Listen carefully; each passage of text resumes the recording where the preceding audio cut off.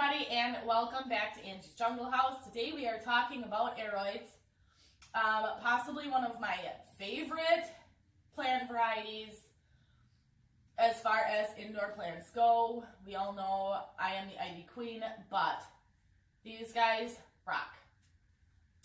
Primarily I'm going to be talking about Scindapsus pictus, Philodendron, Epiprenum or Pothos, and Monstera. I have some tips, tricks, and general plant requirements, which are all pretty similar throughout the varieties, and a nice little fact for you as well. We're going to start off with basic requirements. First off being water. That's every plant person's probably worst nightmare. If you're a beginner, it's overwatering or underwatering. Probably overwatering if I had to guess. Water, these guys like to let their soil dry out slightly between waterings, meaning stick your finger in the soil. If it's dry, an inch down, time to water. If it's wet to the touch, damp, let it be. These plants would rather dry out a little bit than be waterlogged and soggy. They don't like wet feet. With the exception of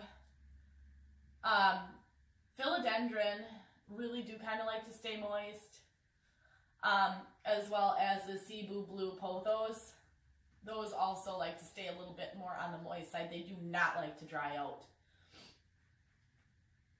As far as soil goes, what I use personally is 2/3 part indoor potting mix, just standard Miracle-Gro, and 1/3 part peat moss. And then on top of that, after I get it all mixed up, I'll sprinkle on a little vermiculite and just a little bit more perlite to help drainage, just in case. I use the perlite for drainage, and I use the vermiculite for nutrient and water retention, because I am a little bit sloppy on fertilizing my plants, I'm not going to lie. Sometimes I forget, sometimes I do it twice in a row and I forgot about that, so it is what it is. Everybody seems to be okay. I just generally don't fertilize my ivies and calatheas unless I have to. So as far as fertilizing goes, which, you know, kind of leads into that, during the growing season, I go half to full strength Miracle-Gro once a month throughout the growing season, which is spring into the fall. In the off season, when they're a little more dormant and growing a lot slower, what I'll typically do is do a half strength solution every 6 to 8 weeks. I slow down on the fertilizing, and if I skip it during the more dormant season, I don't really worry about it all that much at all. That's why I have the vermiculite in the soil. Pardon me. As far as lighting needs, all of these plants will thrive in indirect bright light. All the way down to low light situations, which they make great plants for just about everybody. Bright light, some of these plants are a little more sensitive, like as far as direct light goes. I know my Marble Queen Pothos can't handle the sun. It likes bright indirect, as well as my Scindapsus pictus. That too does not like direct light. Although my Golden Pothos gets quite a bit of direct light and quite likes it, but if he is touching the window in the summer, he will burn. The lower the light, as far as the variegated versions of these plants go, they will lose their variegation the lower the light. This plant, if it was not getting full sun, would be completely green. It wouldn't have any variegation whatsoever. They'll lose their variegation if they're not getting enough light to thrive. They'll grow slowly, but they'll grow. So it makes it ideal. Like the jade Pothos, phenomenal, as well as the Hartley Philodendron are both great for lower light situations. All the care is pretty much very similar. Some are a little more tolerant than the basic requirements allude to. I'm sorry, if it sounds like I'm sick, it's because I am. Oh, geez. Okay, so we have some major arguments on the interwebs here on YouTube, and that would be about the Scindapsus pictus varieties. Your satin pothos and silver philodendrons over here, which is Scindapsus pictus something. I'll try to insert it right here, the scientific name, and Scindapsus pictus exotica. These are both referred to as silver pothos, satin pothos, or silver philodendron. These plants are actually related to both varieties, and they are neither. I would say the silver splash, this looks more like a pothos. As far as the silver or the satin pothos, looks a little bit more, grows a little bit more like a philodendron. They have thicker, more satiny feeling leaves, whereas pothos and philodendron are both very thin. They are neither a philodendron or an epiprenum. They are their own variety, which is Scindapsus. I will insert pictures of all these plants and give their scientific names, as well as the rest of the aroids that I have chilling around my house.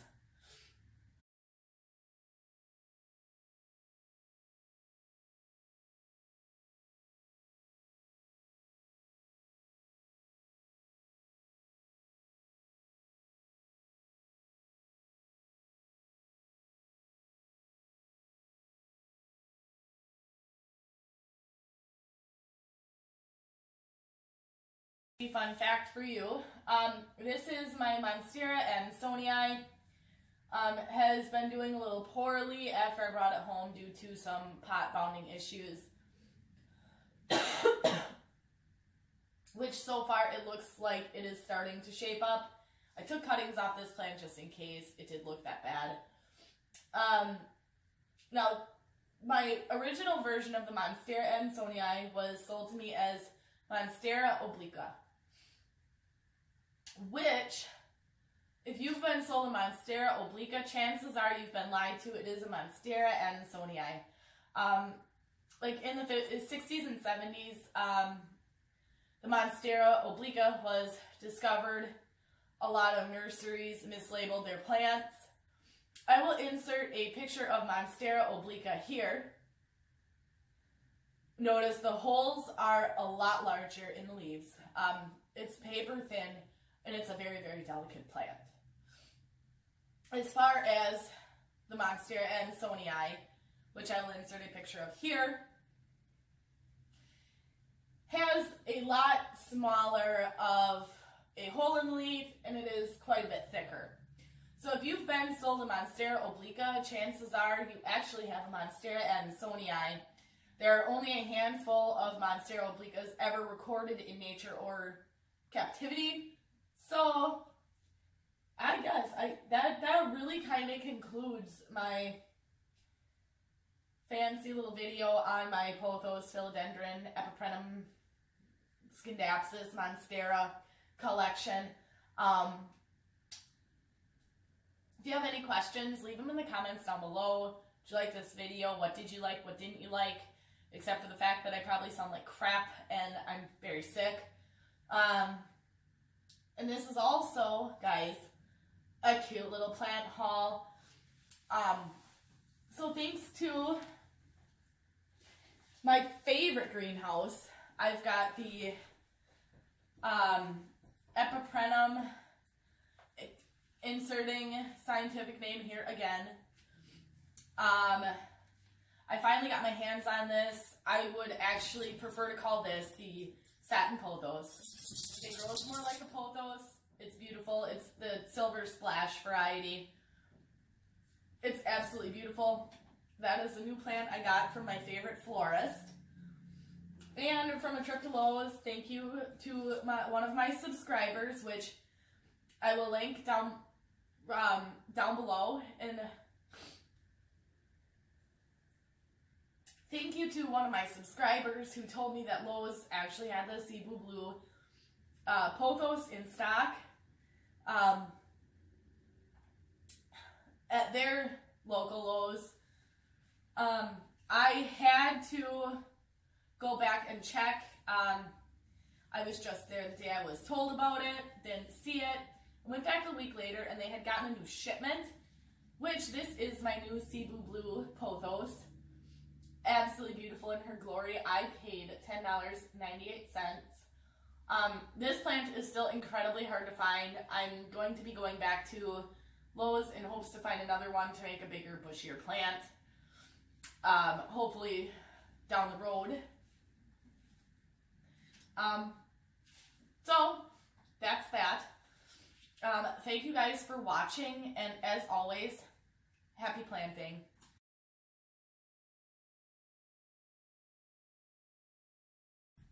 Hi everybody, and welcome back to Angie's Jungle House.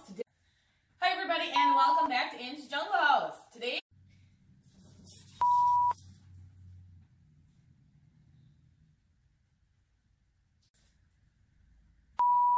I got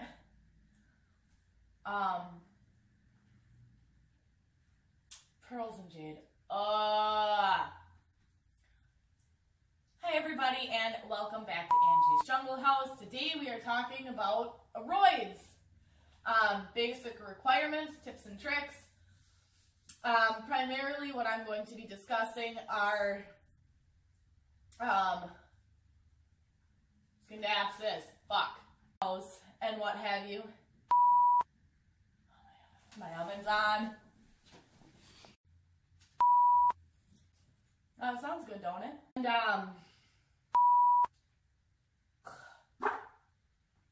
Epipernum!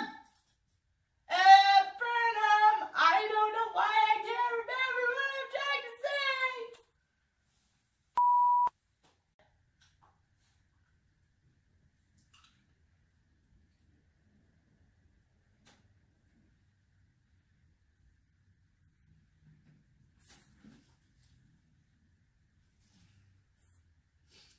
Hi everybody, and welcome back to Angie's Jungle House.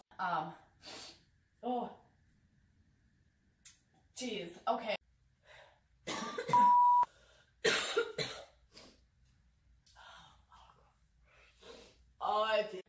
Bright indirect sunlight. Fucking mitten.